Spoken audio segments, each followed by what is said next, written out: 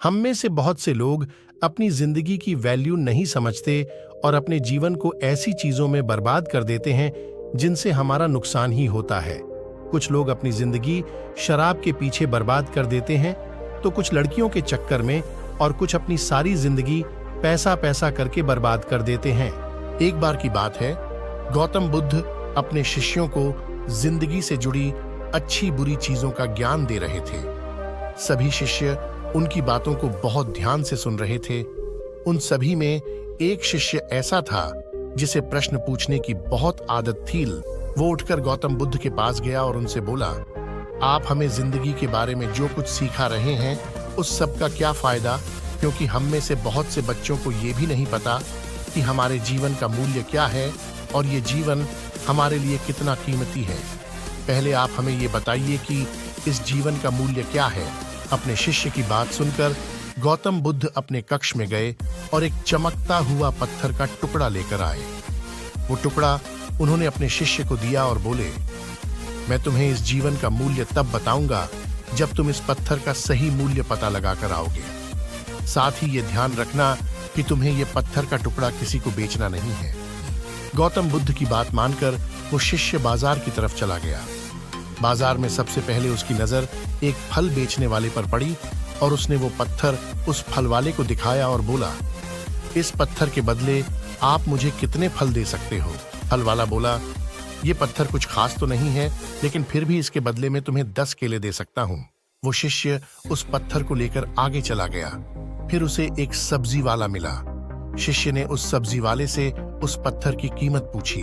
सब्जी वाले ने उस पत्थर को ध्यान से देखा और बोला, इस पत्थर की कीमत के बदले में तुम्हें ज्यादा से ज्यादा एक बोरी भरकर सब्जियां दे सकता हूं। इसके बाद वो शिष्य उस पत्थर को लेकर एक सोने के व्यापारी के पास गया।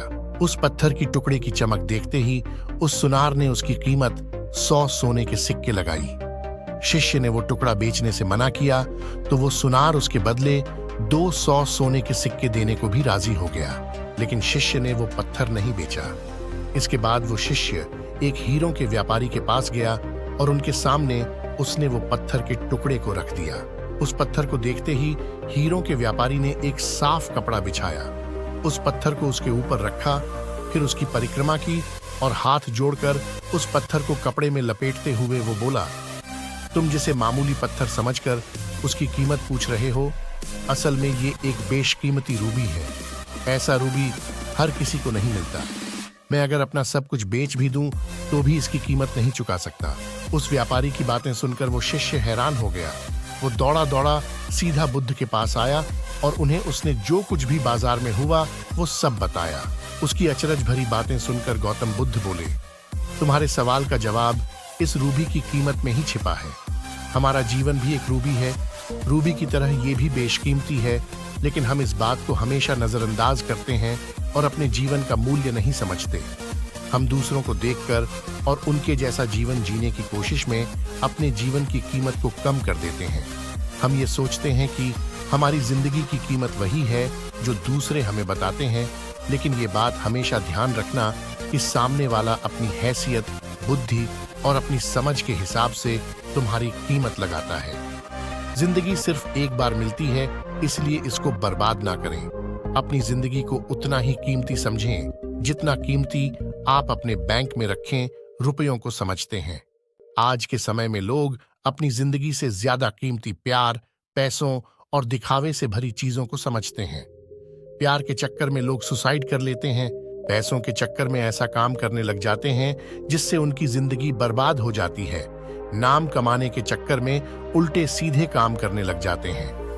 हमेशा याद रखें कि दिखावा करना जरूरी नहीं है। प्यार दोबारा मिल सकता है, पैसा फिर कमाया जा सकता है, लेकिन जिंदगी को फिर से पाया नहीं जा सकता। इसलिए अपनी इस बेशकीमती जिंदगी को अच्छे से जिएं, हर पल का आनंद लें। कभी ये ना सोचें कि आप इस दुनिया में किसी काम के नहीं है, ना कभी ये सोचें कि आपकी जिंदगी व्यर्थ है। आपके होने या ना होने से कुछ फर्क नहीं पड़ता।